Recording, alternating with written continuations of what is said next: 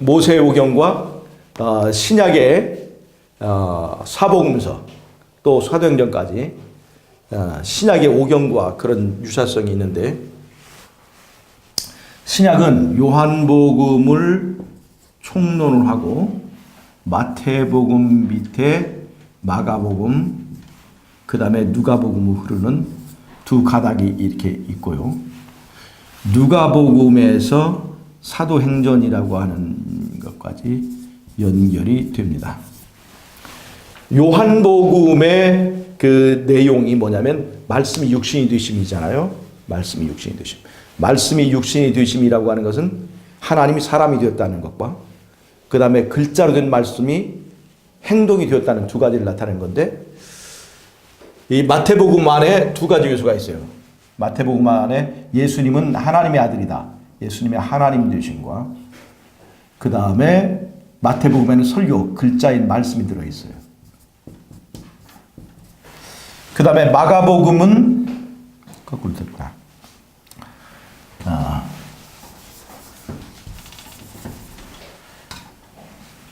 마태복음은 예수님의 하나님 되심, 또 마태복음에는 설교가 들어있죠.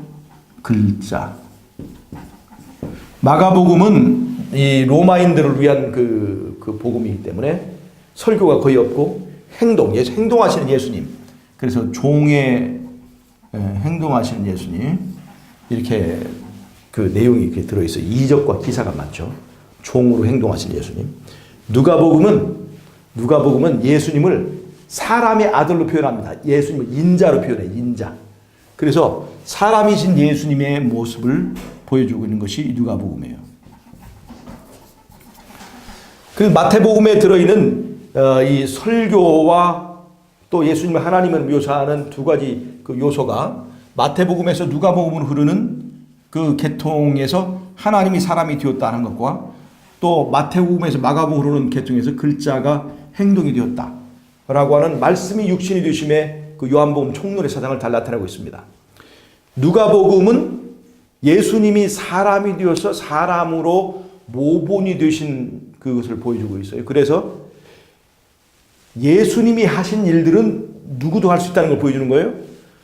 우리도 할 수 있다는 것을 보여주는 거예요. 예수님이 걸어가신 그 길을 우리도 걸어갈 수 있고, 예수님이 죄로부터 자유롭게 된 그 삶을 우리도 할 수 있다는 걸 보여준 거예요. 근데 사람들이 이 누가복음에서 보여준 예수님의 모본을 예수님은 예수님이기 때문에, 예수님은 하나님의 아들이기 때문에 그렇게 산 것이지, 그 예수님 아닌 사람들은 그렇게 살 수 없다라고 하는 주장을 하기 때문에, 그것을 대비해서 같은 누가복음을 쓴 누가가 누가복음의 후편을 쓴 것이 바로 사도행전이에요. 사도행전. 근데 사도행전의 내용은 뭐냐면, 예수님 아닌 예수님의 제자들이 예수님과 같은 삶을 살고 예수님과 같은 일을 행하고 예수님과 같은 이적을 행하는 그러한 그 것들을 기록해 놓은 것이 사도행전이에요. 그러니까 이 마지막 때의 늦은미 성령을 기다리고 마지막 때의 성령의 역사를 통해서 복음이 이제 그 수확을 하고 복음이 이 세상의 역사를 마무리하는 이 늦은미 성령의 시대에 어떤 것이 이 대쟁투의 이슈가 되냐면, 사람이 하나님의 말씀에 순종해서 흠없는 삶을 살 수 있느냐 없느냐, 그것이 이 대쟁투의 이슈가 돼요. 다른 말로 하면 사람이 율법을 순종할 수 있느냐 없느냐. 왜 그렇게 될까요? 하늘에서부터 시작된 대쟁투가 천사나 사람이 율법을 순종할 수 없다, 지킬 수 없다. 그래서 지킬 수 없는 율법을, 말씀을 가지고 그것을 강요하는 하나님은 독재자다. 바로 이렇게. 그래서 예수님의 통치자로서의 자격을 이제 공격하기 위해서 바로 그런 그 싸움이 하늘에서 시작됐는데, 그것이 마지막 때까지 계속 되면서 예수님이 십자가에서 사람이 되셔서 사람으로서 율법의 순종을 완성했지만, 마지막으로 이 예수님께서 재림하시기 전에 이루어야 될 것이 뭐냐면 예수님 아닌 사람들이 예수님과 같은 삶을 사는 것을 증거본으로 제시하는 것이 바로 14만 4천이에요. 그 14만 4천의 그 삶의 그 원리와 비결을 가르치는 것이 바로 사도행전, 우리가 요즘에 공부하는 사도행전에 들어 있습니다. 사람이 성령을 받으면 어떻게 변화되는가, 어떻게 예수와 같은 삶을 살 수 있는가를 보여주는 것이 사도행전이에요. 그래서 이 흠없는 삶을 사는 일에 성공하는 것은 바로 이 욥이 승리함으로 그 내기에서 누가 이기게 되는 거예요? 예수님이 이기게 되는 것처럼 우리가 우리의 삶을 통해서 예수님의 주장이 옳다는 것을 입증함으로 예수님께서 이 대쟁투를 승리로 이게 마무리하고 예수님께 재림할 수 있는 그 기반을 마련해 드린다고 하는 것입니다. 그래서 이 신약의 사복음서와 사도행전은 이렇게 말씀이 육신이 되신다고 하는 내용을 그 각자의 그 성경의 어떤 역할이 이렇게 그 하나의 구조적으로 짜임새를 이루고 있습니다. 그래서 신약의 오경이라고 보시면 돼요. 그런데 구약의 모세오경도 있죠. 구약의 모세오경. 창세기가 있어요. 잘 보세요. 창세기하고 요한복음은 진짜로 그 비슷한 그 흐름이 있습니다. 창세기. 요한복음은 말씀이 육신이 되심을 얘기했잖아요. 창세기에는 말씀이 빛이 되는 얘기가 있어요. 말씀이 빛이 되심, 말씀이 꽃이 되심, 말씀이 물고기가 된, 결국엔 말씀이 사람이 되심을 얘기하는 창조의 얘기가 창세기에 있어요. 요한복음과 내용이 연결이 돼요. 요한복음 말씀이 육신이 되심을 말하고, 창세기는 말씀이 빛이 되심이에요. 하나는 창조를 말하고 하나는 구속을 얘기하고 있습니다. 그 다음에 창세기 1장 1절은 태초에 하나님이 천지를 창조하시리라고 시작하고, 요한복음 1장 1절은 태초에 말씀이 계시니라 라고 시작해요. 창세기 2장에는 태초의 결혼식이 있죠. 아담과 하와의 결혼식. 요한복음 2장에는 예수님께서 공생애를 시작할 때 맨 처음 행하신 첫 번째 이적, 바로 결혼식장인 혼인식장에서 물로 포도주를 만든 이적의 이야기가 있습니다. 창세기 3장에는 여자의 후손에 대한 얘기가 있습니다. 범죄 후에 여자가 후손을 낳을 것인데 그 후손을 통해서 뱀과의 싸움에서 승리하겠다고 하는 창세기 3장 15절에 여자의 후손에 대한 약속이 있습니다. 하나님께서 여자에게 후손을 주실 것이다. 그 후손을 통해서 뱀과의 싸움에서 이길 것을 약속했고, 그 여자가 바로 에덴에서 쫓겨난 사람들을 다시 낙원으로 이제 돌아오게 할 것이라고 하는 그 희망의 복음이 창세기 3장 15절에 있는데, 요한복음 3장 15절 16절에 바로 하나님이 세상을 이처럼 사랑하사 독생자를 주셨느니 그 독생자가 바로 창세기 3장에 약속한 여자의 후손이라는 거예요. 창세기 3장 15절에는 바로 모세가 이제 뱀을 든 것처럼 인자도 들려야 하리라, 바로 예수님이 십자가를 얘기했고, 창세기 3장 16절에는 하나님이 세상을 이처럼 사랑하사 독생자를 주셨다고 하는 그 독생자가 바로 창세기 3장에서 말한 여자의 후손이라고 하는 거예요. 요한복음의 맨 끝에서는 예수님이 유다에게 은30에 팔리죠. 창세기의 끝부분에는 예수님을 표상하는 요셉이 은20에 팔립니다. 이런 흐름을 통해서 보면 창세기와 요한복음은 구약과 신약에 그렇게 밀접한 연관을 가지고 있다는 거예요. 그 다음에 창세기 다음에 출애굽기가 있는데, 이 출애굽기는 마태복음과 짝을 이룹니다. 마태복음과. 이게 보면 창세기에 보면 거기에 창조를 통해서 누가 등장해요? 하나님의 아들인 첫째 아담이 등장해요. 첫째 아담. 그 다음에 그 첫째 아담이 먹는 것으로 시험을 받습니다. 선악과로 시험을 받아요. 선악과로. 그 다음에 그 선악과 시험에서 실패한 다음에 에덴 동산의 첫 번째 설교가 주어져요. 첫 번째 설교. 창세기 3장의 설교. 그리고 설교가 있은 다음에 아담과 하와가 이제 에덴에서 내가 쫓겨지는 거예요. 그런데 마태복음을 보면 둘째 아담인 예수님께 태어나셔요. 지금 내가 창세기 얘기하고 있죠? 이 창세기가 아니, 창세기를 얘기하면 안 되고 출애굽기를 얘기했는데 출애굽기 다시 얘기할게요. 출애굽기는 예수님의 표상인 모세가 태어납니다. 출애굽기는 모세가 태어나요. 모세. 그 다음에 모세가 애굽에서 나오죠. 모세가 애굽에 나오죠. 나오고 그리고 나서 뭐냐면 만나 사건이 있어요. 만나 사건을 통해서 이스라엘이 시험을 받습니다. 그 다음에 만나 사건 이후에 뭐가 나오냐면 시내산에서 말씀을 받아요. 그것이 바로 율법이죠. 율법. 이런 흐름이 있어요. 이런 흐름이 있는데 이 출애굽기처럼 마태복음도 모세가 표상했던 예수님이 태어나고 예수님이 어디로 가요? 애굽에서 피해 있다가 애굽에서 나오죠. 그 다음에 이스라엘이 만나 먹는 것으로 시험을 받았던 것처럼 예수님이 40일 금식하신 후에 떡으로 시험을 받습니다. 떡으로 시험을 받아요. 시험 받은 다음에 승리하시고 그분이 뭐 하냐면 설교를 하셔. 설교. 그 설교가 뭐냐? 시내산에 받았던 율법에 대한 재해석이에요. 재해석. 그 다음에 이 출애굽 여행의 끝이 뭐냐면 모세가 죽습니다. 부활해요. 하는 것처럼 예수님도 죽고 부활하게 됩니다. 그래서 이 출애굽기와 마태복음은 그런 면에서 같은 흐름을 가지고 있어요.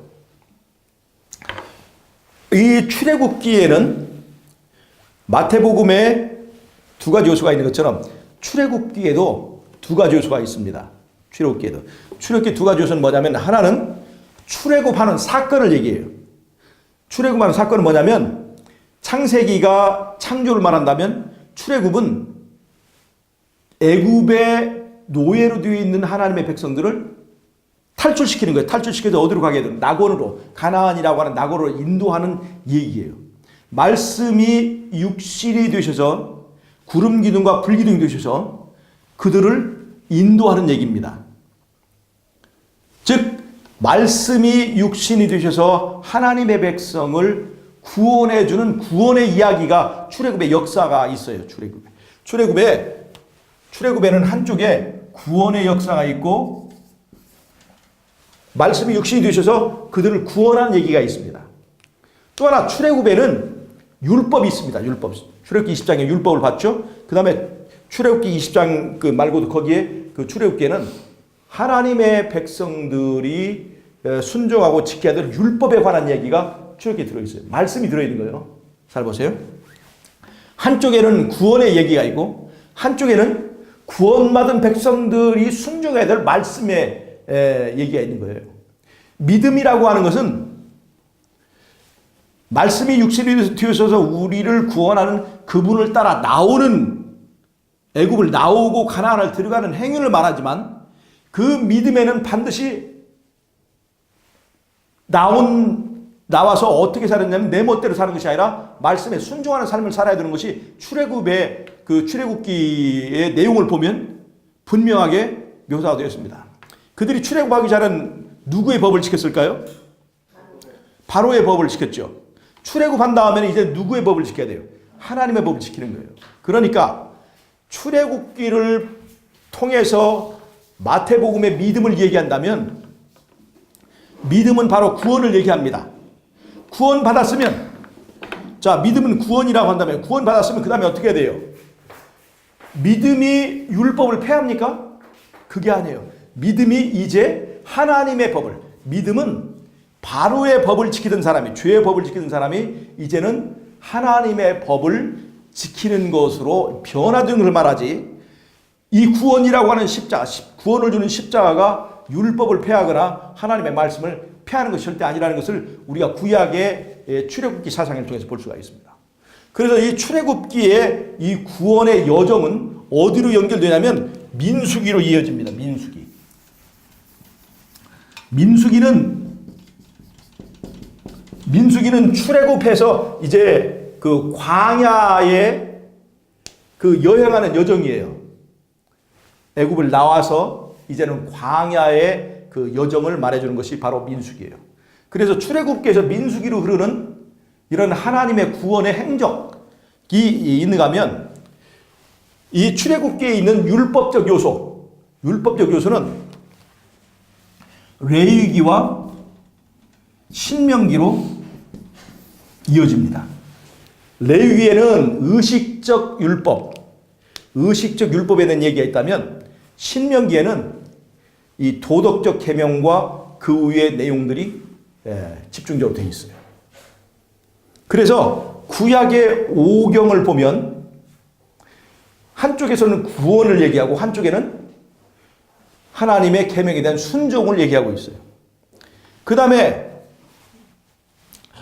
이 구원을 출애굽을 해가지고 민수기로 이어지는데 그 민수기에서 그 다음에 이제 지도자가 바뀌어가지고 그 계속 구원의 여정을 가나안에 들어갈 여정을 말하는 것이 여호수아입니다.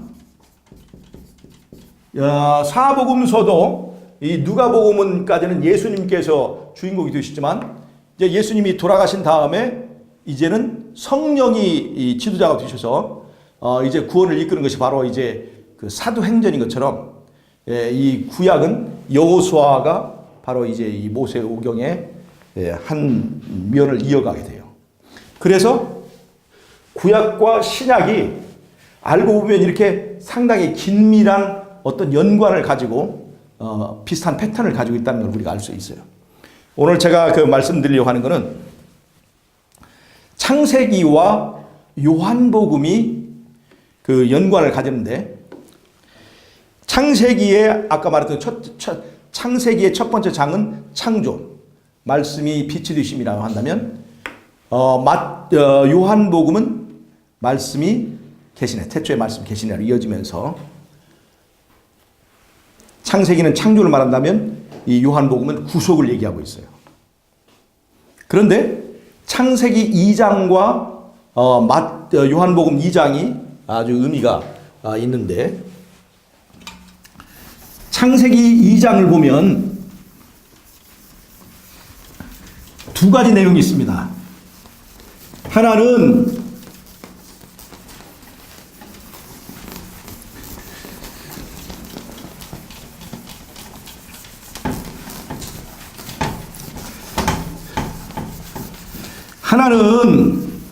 창세기 2장에 두 가지 제도가 시작이 되는데 하나는 바로 안식일입니다. 창세기 2장에서 첫 번째 내용은 바로 안식일 제도가 시작이 된 거예요. 안식일 제도. 이 안식일 제도는 하나님과 사람의 언약입니다. 하나님과 사람의 언약이에요. 그 다음에 창세기 2장에 또 하나 나온 것은 태초에 하나님께서 아담과 하와를 결혼시키고 최초의 혼인 관계가 그 창세기 2장에 나와요. 그것도 하나의 언약 관계죠. 사람과 남자와 여자 사이의 언약 관계. 그 두 개의 언약 관계 나옵니다.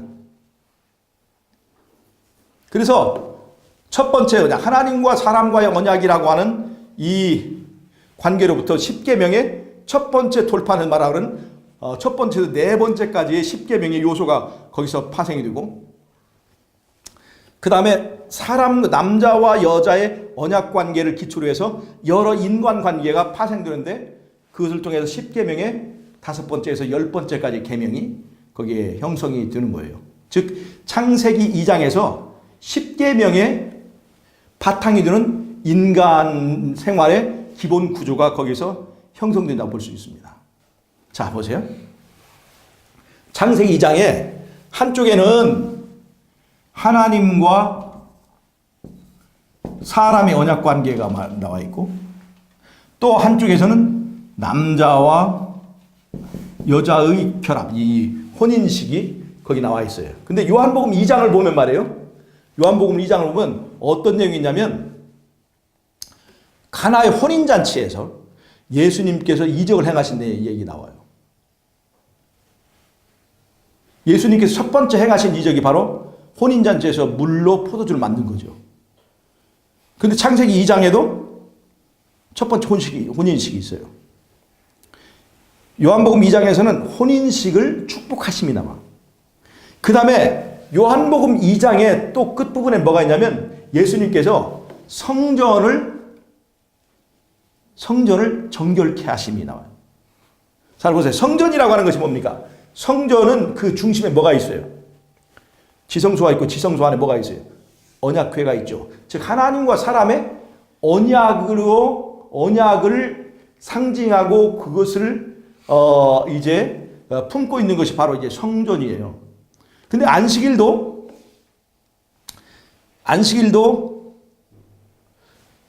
하나님과 사람의 언약이잖아요. 잘 보세요.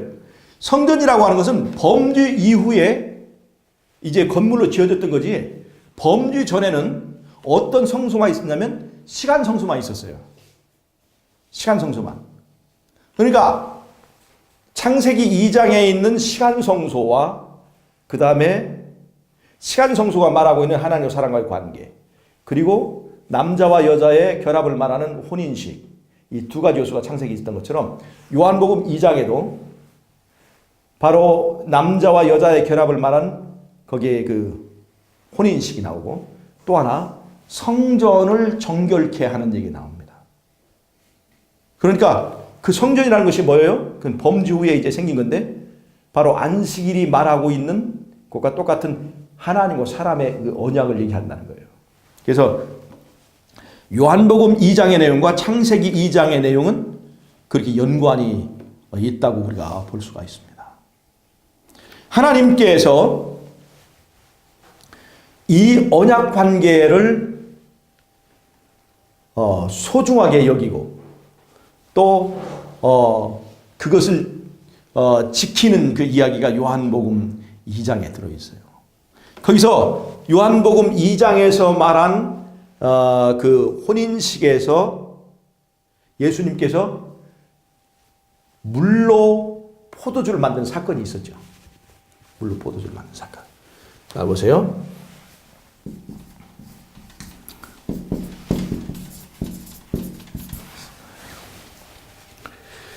마지막 때의 대쟁투는 하나님인과 짐승의 표로 이렇게 나눠지죠. 근데 하나님의 인이라는 것은 뭘 말하는 거예요? 사람과 하나님이 언약이 된 것을 말하는 거예요. 사람과 하나님이 언약이 된 거예요. 하나님의 인은 누가 받는 거예요? 하나님과 사람이 완전히 한 몸이 된 사람이 바로 그 인을 받습니다. 그래서 그 하나님의 인을 상징하는 건 뭐예요? 그것이 안식일이 되는 거예요. 안식일 속에 바로 그 사상이 있기 때문에 하나님과 사람의 그 언약을 말합니다. 언약을. 마지막 때 짐승의 표와 이제 하나님의 인의 차이가 바로 그런 데서 나오는 거예요. 이 언약이 중요한 거예요. 누구와 언약을 했다는 거예요. 근데 짐승의 표는 뭐야? 짐승의 표는 사람이 적그리스도와 언약을 하는 거예요. 그 배경에는 뭐가 있어요? 결국엔 사단과 언약을 하는 거예요. 결국 적그리스도 통해 일하는 사단에 동조할 것이냐 하나님 편에 설 것이냐 하는 이 두 가지 선택에서 결국에는 하나님을 버리고 결국에는 짐승의 세력, 사단과 언약을 하는 것이 바로 짐승의 표를 만든 것입니다. 그래서 이 언약 관계를 지금 설명하고 있는 이 요한복음 2장은 이 언약 관계, 즉 혼인식에 지금 등장을 했지만 그 혼인식에 뭐가 필요하냐면 포도주가 떨어진 거예요, 지금. 근데 마지막 때의 대쟁투에서도 대쟁투에 보세요. 이 마지막 때의 대쟁투에서 살아남은 사람들이 가는 곳이 어디입니까? 하늘로 올라가서 어린 양의 혼인잔치에 들어가는 거예요. 어린 양의 혼인잔치에.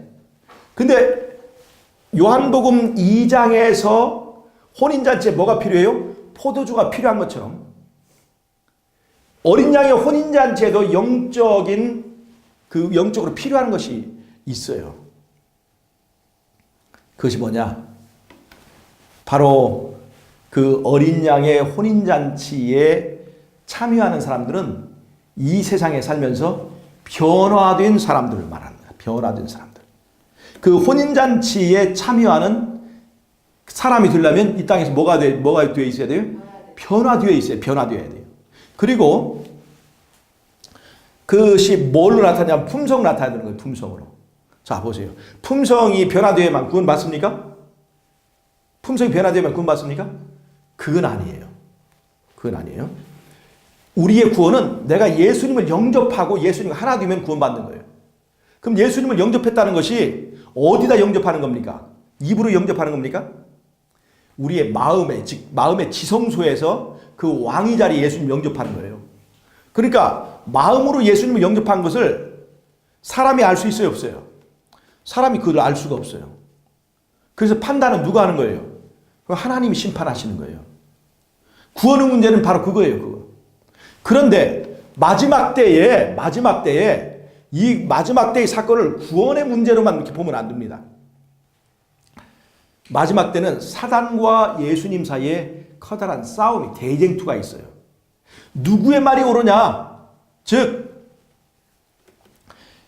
욥을 두고 사단과 예수님이 내기를 벌였죠. 이 내종 욥처럼 순전하고 정직한 사람이 한 것을 넌 본 적 있느냐 할 때 사단이 뭐라고 그래요? 지금 이 욥에게 하나님께서 많은 복을 주시고 많은 특혜를 주어서 욥이 지금 하나님을 믿고 흠없이 순전한 마음을 가지고 이렇게 신앙을 하는 거지. 만약에 하나님께서 욥에게 준 특전과 욥에게 준 복을 거두어 버리면 이 세상에서 하나님을 정말로 마음으로 믿고 순전한 길, 흠없는 길을 갈 사람이 누가 있습니까? 그래서 흠 없는 순종을 하는 사람에 관한 것과 그런 흠없음을 이 세상의 사람들은 이룰 수 없다. 그래서 하나님께 대한 경배에 대한 이 도전을 두고 사단과 예수님이 이렇게 내기를 하잖아요. 그런 것처럼 마지막 때에 정말 흠 있던 사람들이 예수를 믿고 흠 없는 사람으로 변화될 수 있는 것이 가능하냐 가능하지 않느냐 하는 문제가 바로 이 흠 없음에 관한 문제로 이것이 이제 이슈가 됩니다. 다른 말로 하면 변화될 수 있느냐 없느냐 하는 문제예요. 변화될 수 있느냐 없느냐. 변화되어서 흠 없는 삶을 살 수 있느냐 없느냐 하는 거예요. 자, 우리가 흠 있는 사람들이잖아요. 근데 이렇게 흠투성인 사람들이 변화되어서 흠없고 순전한 삶을 살 수 있느냐 없느냐가 사단과 예수님 사이에 벌어지고 있는 이 내기, 마지막 때의 내기에 관련이 되었다는 것입니다. 그래서 그 다툼에서 우리의 선택으로 우리가 흠없는 삶을 살게 된 사람들이 어떤 표를 받냐면 그 하나님의 인을 받는 거예요. 자, 그래서 그들이 바로 어린 양의 혼인잔치에 들어가게 됩니다. 요한복음 2장에서 혼인잔치에 포도주가 필요한 것처럼 마지막 때의 대쟁투에서 예수님이 대쟁투에 승리하려면 변화된 성도들이 필요합니다. 그것이 바로 14만 4천이에요. 14만. 자, 그러면 우리는 흠없는 삶을 사는 것이 가능한가? 계시록 14장에는 분명히 14만 4천을 뭘로 표현하고 있어요? 그 입에 거짓이었고 흠이 없는 자들이라고 했는데 그런 사람이 되는 것이 우리에게 가능한 일이냐 하는 거예요. 가능한 거예요? 그것에 대한 비결을 알려준 것이 요한복음 2장에 들어있는 거예요. 자, 보세요. 물이 포도주로 되는 것 가능합니까? 불가능합니까? 과학적인 법칙으로는. 내가 이렇게 흠이 많은 내가 흠 없는 삶을 사는 것 가능합니까? 불가능합니까? 불가능하다고 얘기해요. 그런데 예수님께서 물을 포도주로 만드는 그 혼인식 자리에서의 이적을 통해서 마지막 때에 어린 양의 혼인잔치에 필요한 변화된 사람들이 내가 변화될 수 있는 원리를 요한복음 2장에 담아두셨다는 거예요. 물이 포도주로 변할 수 있다면 흠 많은 나도 흠 없는 삶을 살 수 있다고 하는 것이 그 요한복음 2장에서 우리에게 주는 복음의 메시지입니다. 가능합니까?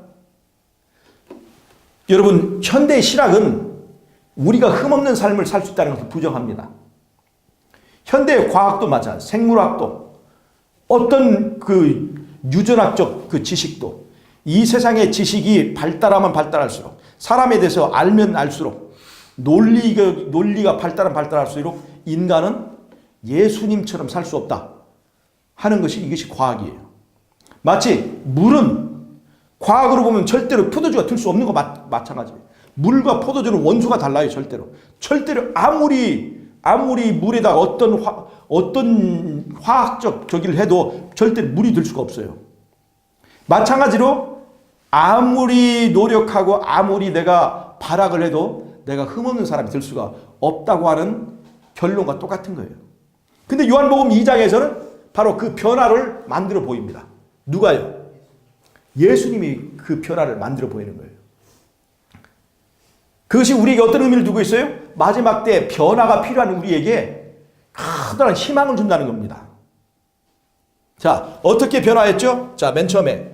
자, 이 혼인잔치에는 포도주가 필요해요. 물이 아무리 많은들 소용이 없어. 저긴 필요한 것이 뭐예요?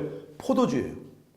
근데 물이 포도주로 변하는 과정을 보여주는 것이 요한복음 2장이에요. 요한복음 2장. 첫 번째, 예수님 어떻게 했어요? 자, 예수님이 우물 전체를 포도주로 만들어버릴 수 있어요, 없어요? 있어요. 그런데 예수님은 그렇게 하지 않고 또 종들의 협조가 필요해야 안 필요해요? 종들의 협조가 필요 없죠. 원래는 만드는 것만 한다면. 그런데 예수님은 종들의 협조를 부탁했고, 먼저 우물에서 첫 번째 어떻게 했습니까? 물을 항아리로 옮기는 거예요. 항아리 6개가 있었죠. 이 항아리로 물을 갖다 부으라고 그랬어요. 자, 보세요. 사람이 물을 끓이거나 그 물에다가 어떤 색소를 넣거나 어떤 화학적인 것을 첨가할지라도 물이 포도주가 됩니까? 포도주 비슷한 것은 되지만 포도주는 절대 되지 않습니다. 그런데 예수님이 물을 포도주로 만드는 방법은 좀 독특해요. 먼저 항아리에다 물을 갖다 부으라고 그랬어요. 이때에 종들이 만약에 무슨 웃기는 말씀을 하십니까? 물을 지금 포도주가 필요한데 물을 항아리에다 갖다 부으라면 그것이 무슨 의미가 있습니까? 예수님을 미친 사람 취급하고 그것을 믿지 않았더라면 물을 항아리에다 갖다 부었을까 안 부었을까요? 안 묻죠. 그 다음에 이 종들은 항아리에다 물을 어떻게 부었어요? 만약 예수를 믿지 않았다면 건성건성 부었겠죠. 대강 붓는 척을 했겠죠. 근데 이 종들은 예수님을 믿었습니다. 그래서 물을 아구까지 찼어요. 아구까지 채웠어요. 여러분 잘 보세요. 만약에 이 종들이 물을 항아리에다 붓는 그 일을 하지 않았더라면 절대로 그날 물이 포도주로 변하는 일은 없었습니다. 즉 물이 포도주로 변할 때까지, 이 변화가 일어날 때까지 우리의 믿음이 시험을 받는다는 거예요. 물을 포도주로 바꾸는 것은 누가 바꿉니까? 예수님이 바꿔요. 창조주니까. 그런데 물을 우물가에서 항아리에다 갖다 붓는 것은 누가 하는 거예요? 우리가 해야 되는 거예요. 우리가 해야 되는 거예요. 그러니까 우리가 할 수 있는 일을 물을 우물에서 항아리에다 갖다 붓는 우리가 할 수 있는 일이죠. 물을 포도주로 바꾸는 것은 우리에게 불가능한 일이지만 물을 우물에서 항아리에 떠다 붓는 것은 가능한 겁니다. 바로 이것을 하는 것이 바로 믿음이에요. 믿음이라고 하는 것은 물을 포도주로 만들려고 발악을 하는 것이 아니라 믿음은 예수님께서 하라고 하신 작은 일들을 순종하는 겁니다. 그래서 우물에서 항아리에 갖다 부은 만큼만 그날 포도주는 변화됐습니다. 근데 첫 번째 일을 순종했어요. 순종했는데 물이 변했어요, 안 변했어요?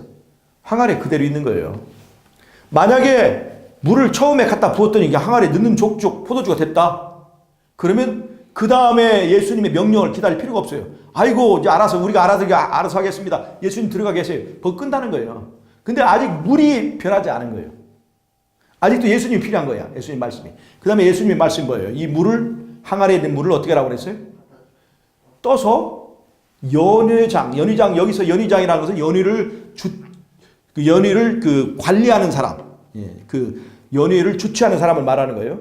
근데 우리가 말하는 것은 연회 장소, 지금 우리 연회 장이라는 것은 전의 장소를 말해요. 연회 장소에 다 가지고 와야 되는 거예요.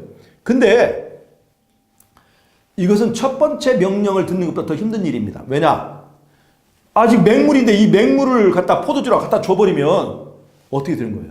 여기서 정말 두 번째, 더 높은 신뢰가 필요합니다. 예수님을 믿는 신뢰를 가지고 이 일을 행해야 되는 거예요. 항아리에서 물을 떠다주는 가능해요, 안 그래요? 우리에게. 그건 할 수 있는 일. 할 수 있는 일을 행하는 것이 바로 믿음입니다.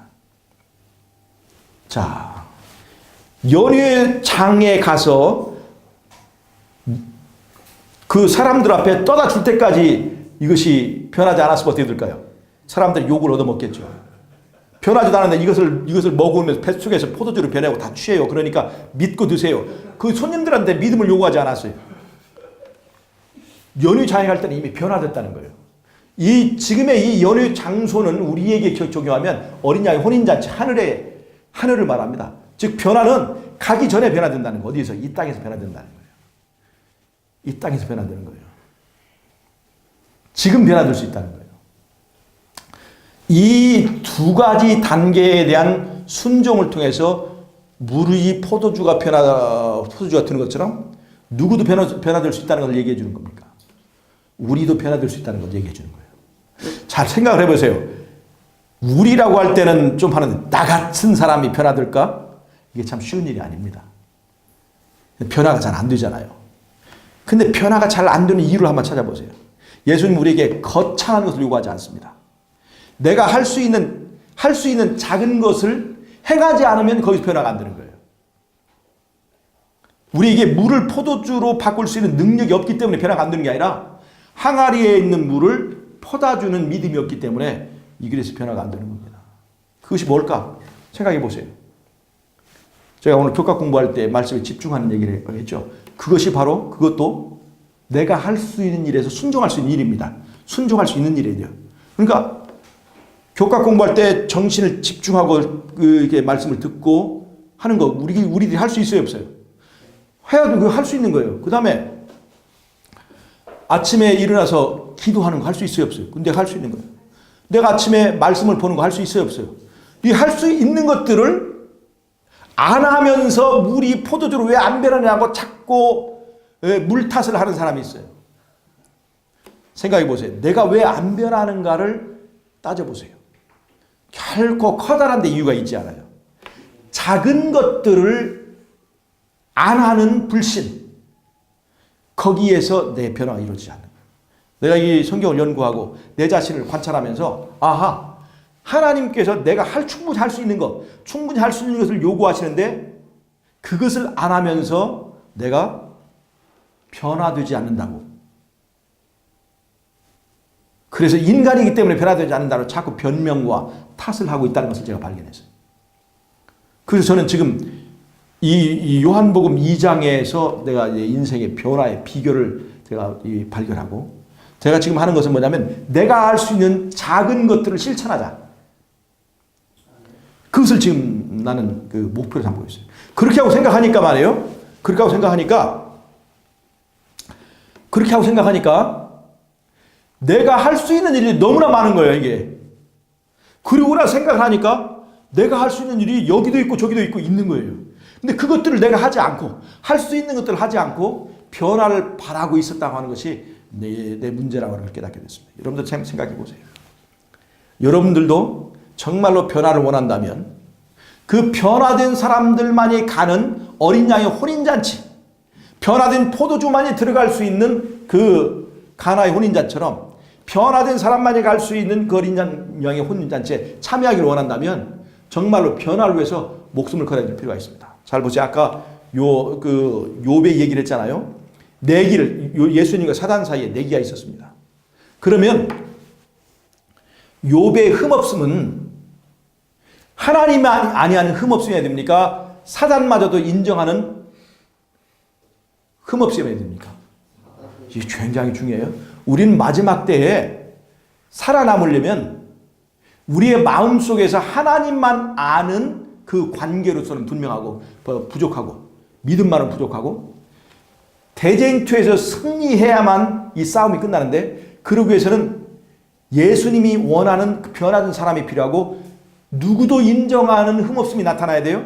사단도 인정할 만한 그런 흠없음의 품성을 가진, 외부적으로 누구라도 알 수 있는 그런 외부적으로 그것이 나타난 사람들이 필요하다는 겁니까? 다는 거예요. 이 마지막 때의 특수한 경우를 우리가 생각할 때 이 품성이라는 문제는 그래서 중요한 거예요. 품성은 하나님만 아는 것이 아니라 주변에 있는 모든 사람들 그것을 인정할 수 있는 사람, 심지어 누구에게도 인정받을 수 있는 사람, 사단에게도 인정받을 수 있는 사람이 되어야만이 마지막 때에 우리가 살아남을 수 있는 그런 사람이 될 수 있다는 겁니다. 물이 포도주로 변화된 것은 그날 그 모든 잔치자리에 참여한 모든 사람이 인정하는 거였지, 어떤 사람이 야 나는 먹어봤는데 그것이 물인지 포도주인지 모르겠어, 물에 포도 탄 듯, 포도주에 물 탄 듯하고, 이런 포도주가 아니라 거기에 있는 잔치자리에 모든 사람들이 아니 이렇게 맛있는 포도주를 왜 이제 내오는 거냐고 이렇게 항의를 받을 정도로 그 포도주는 진짜 포도주였습니다. 여러분, 그래서 요한복음 2장에서 우리에게 보여주는 이 변화의 법칙을 정말로 잘 기억하시길 바랍니다. 물이 포도주가 변화된 것처럼, 맹물, 아무런 맛도 없는 맹물이 포도주가 된 것처럼 맹물 같은 우리의 삶도, 내 존재도 변화될 수 있다는 데 희망을 가지시기 바랍니다. 누구의 말만 들으면, 예수님의 말만 들으면 우리 변화될 수 있다는 거예요. 그리고 특별히 마지막 때에 이 변화를 위해서 예수님께서 작은 기별들을 주셨는데 그것이 바로 예언의 신이라는 거예요. 이 예언의 신의 말씀대로 우리가 순종하면 마치 우물에서 항아리로 물을 떠오는 것과 항아리에서 물을 퍼다 주는 것을 순종한 것 같은 그런 작은 명령들이 들어 있습니다. 거창한 것이 아니에요. 도시에서 시골로 이사하는 거 할 수 있는 거예요? 할 수 있는 거예요. 시골에서 도시 가기 어렵지, 도시에서 시골 나오는 건 그게 쉬운 거예요. 그게 시골 사람이 도시에 가서 아파트 살려고 그래 돈이 없어서 못 들어가지. 그러나 도시에서 시골 나오면 갈 수 있는 거예요. 네. 그 다음에 그 비싼 고기 먹는 것보다 싼 채식하는 거, 그게 쉬운 거예요. 그게 우리가 할 수 있는 일을 생각하니까요, 여기 우리가 할 수 있는 것, 음식물 개혁, 그 다음에 이 전원생활 개혁, 그 다음에 교육 개혁, 그리고 예배의 개혁, 이런 개혁들이 우리가 해야 될 작은 것들이 많이 있어요.